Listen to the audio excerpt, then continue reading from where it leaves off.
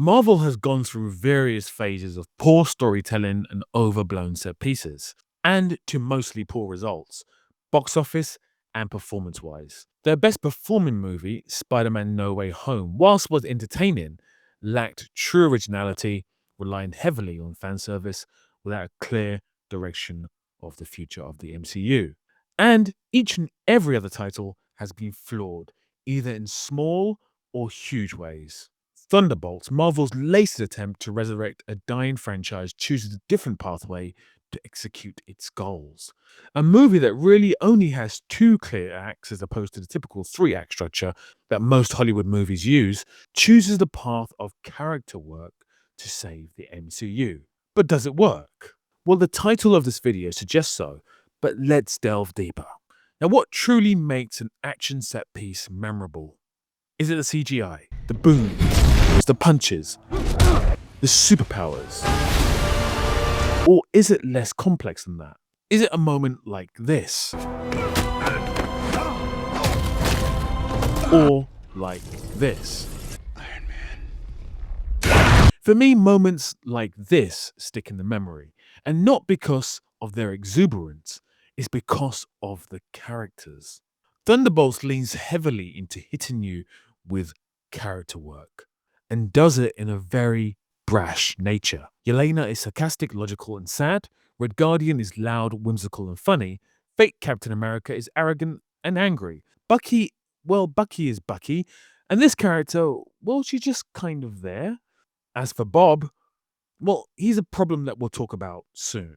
What this movie does so well is smash these characters together like a kid playing in a sandbox with their toys. What results is excellent dialogue, brilliant back and forth between characters, and that great feeling you get when you just know how a certain character will behave in any scenario. It's literally like watching your favorite sitcom, know exactly how Ross will behave when Jerry comes up with another harebrained idea, or how Dwight will react when Jim pranks him again.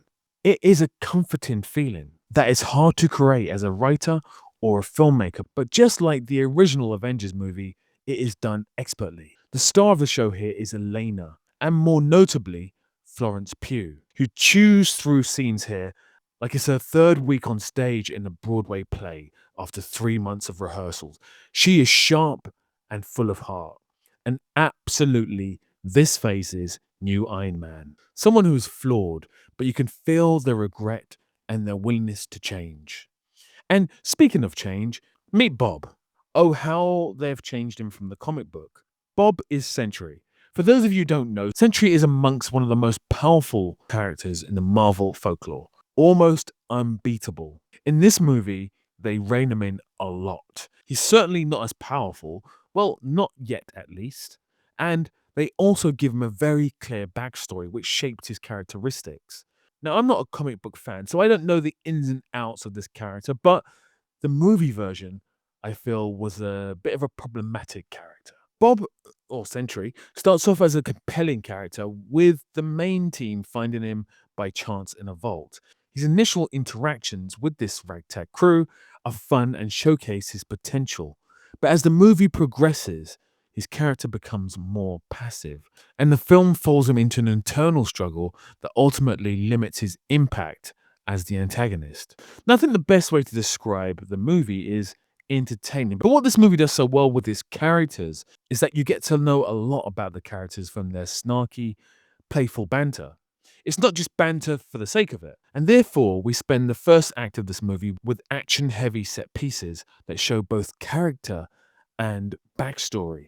And this makes the set pieces even better because with each action scene, we are revealing character. The second act, which is essentially the last act, does exactly the same thing. And in this act, Sentry, or Bob, whatever you want to call him, becomes the antagonist of the movie. However, instead of playing into this, the movie really chickens out and starts to fold in the character of Bob, making him more passive. And therefore, as many movies do when they create such unbeatable characters, we have this internal battle within his own head.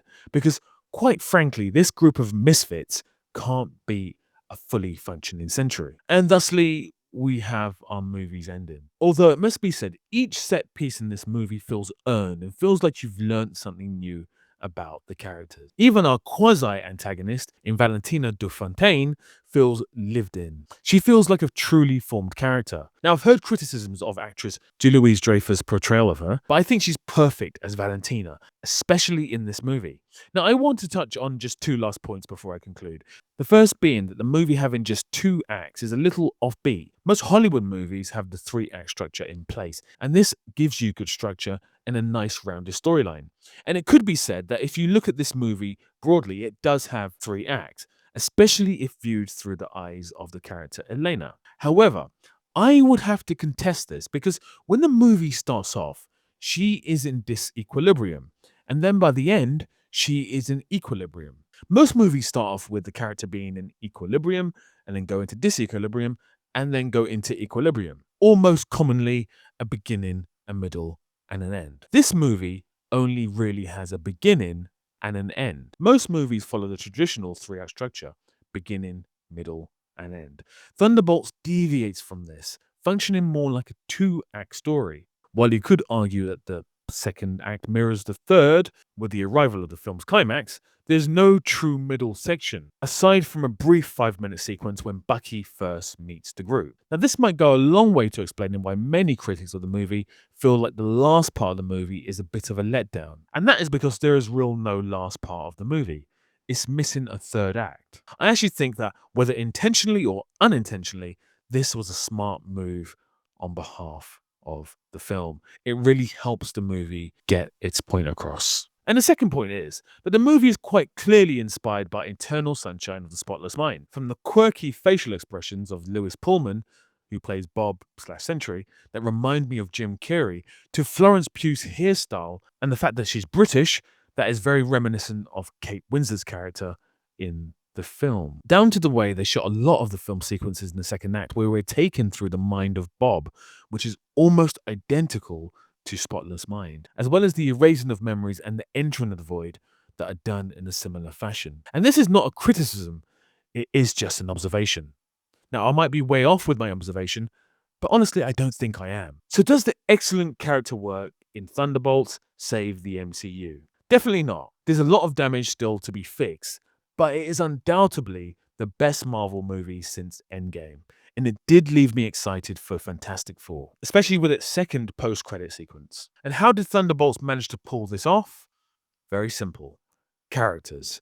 Brilliant characters. Give me Florence Pugh cracking wise with a mild Russian accent over the pointless Red Hulk any day of the week.